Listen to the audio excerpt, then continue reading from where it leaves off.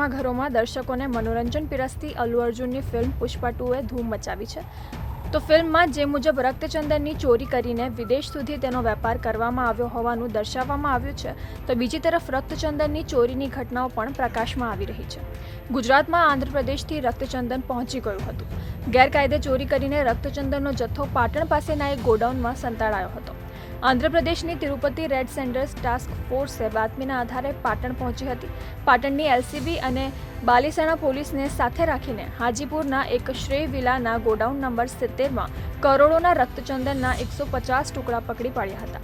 આ જથ્થાનું કુલ વજન 4.5 ટન જેટલું થયું હતું અને તેની કિંમત 2.50 કરોડ જેટલી અંદાજવામાં આવી છે.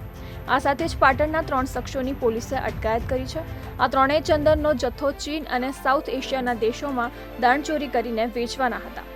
પોલીસે પરેશજી કાંતિજી જવાનજી ઠાકોર, હંસરાજ વીરાજી, તેજાજી જોશી, ઉત્તમ નંદકિશોરભાઈ, પુખરાજ સોનીની ધરપકડ કરીને વધુ તપાસ શરૂ કરી છે.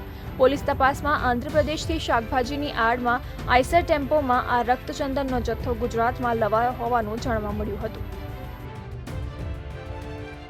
કે આંધ્રપ્રદેશની પોલીસે આપણા બોર્ડર રેન્જના પોલીસ મહાનિરીક્ષક શ્રી ચિરાગ કોરડિયા સાહેબ અને પાટણ જિલ્લાના હાલના જે નવનિયુક્ત એસપી સાહેબ છે વસંતકુમાર નાઈ સાહેબ, એમને આ હકીકત પત્ર મારફતે મોકલી આપેલ, જેથી પાટણ જિલ્લાના એસપી સાહેબે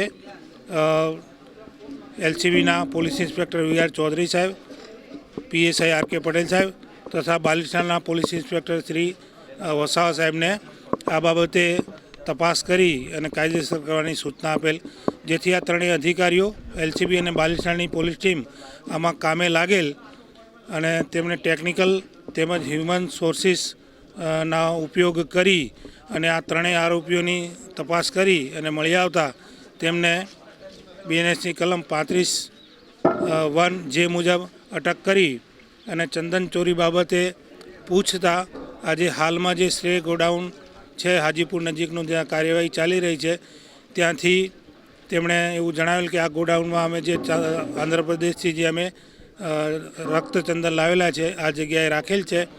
તો જે આ જગ્યાએથી અત્યારે કુલ 4.5 ટન ચંદન કે જેના આશરે 150 જેટલા થડ મળી આવેલ છે અને જેની કિંમત 2.5 કરોડ જેટલી થાય છે.